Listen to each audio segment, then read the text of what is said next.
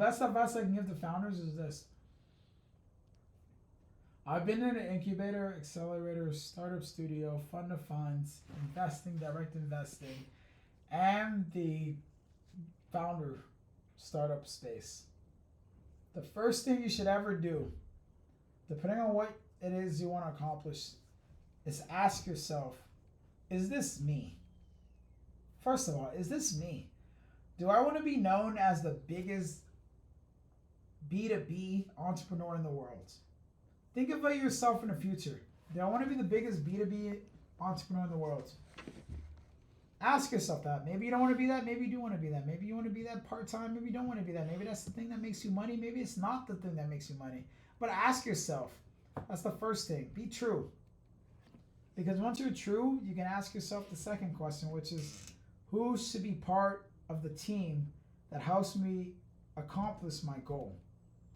And you wouldn't believe it, but there's a massive team of people who would help you. And they will work for free. And ideally, you do want to make sure, from a business perspective, that you've got the governance to support, that you're not like illegal. Otherwise, you're in big trouble. But if you can do it legally, attract the talent that you believe that can actually help you make your dream a goal. And then third, be hyper focused. Be hyper focused. There is a use case. 100% there is a use case. And more than importantly, there is a customer. Even so, let's go example to what I'm trying to accomplish. Frankly speaking, one of the things I realized I got to do, mostly because, right, you have your inspiration as to why you got to do what you got to do. Maybe it's because you just want to be the wealthiest person in America, or in Seattle or Washington, or you're like, there's a big problem I need to solve. And for me, I recognize I need to help make sure that I build this kingdom of God, right? This kingdom. And so for me, I've found out there's research on Quakers. I found that out through conversations with random people. And it turns out Quakers want to build a kingdom on earth. So I'm going to reach out to all the Quakers, and I'm going to ask them, let's build this. I'll build the technology, the tools, whatever you need to, because it turns out Quakers don't have access to new technology. I'm literally a startup guy, so I know all the different startup stuff. So I'll have that conversation with them.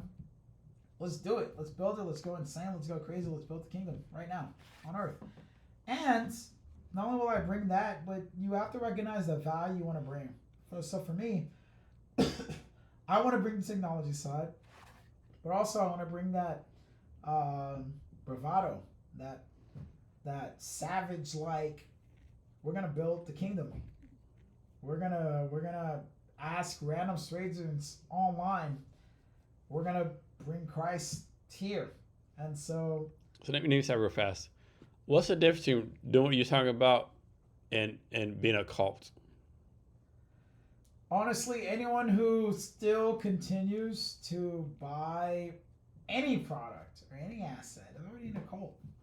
I mean, would you buy anything right now if it wasn't on Amazon and you can get it in 1 day or 2 days? You're part of a cult. Everyone's part of a cult. The world is a cult. There's so many cults, yeah. I mean, Yeah, I kind of agree with there's a that. number of cults. I mean, even There's like if you look football at cults, that was cover cult. Republican or liberal, you're part of a cult. Like, because even so many people from the liberal side will say, stop believing in this. They'll be like, guys, like, there's so much evidence in which Trump is not helping you.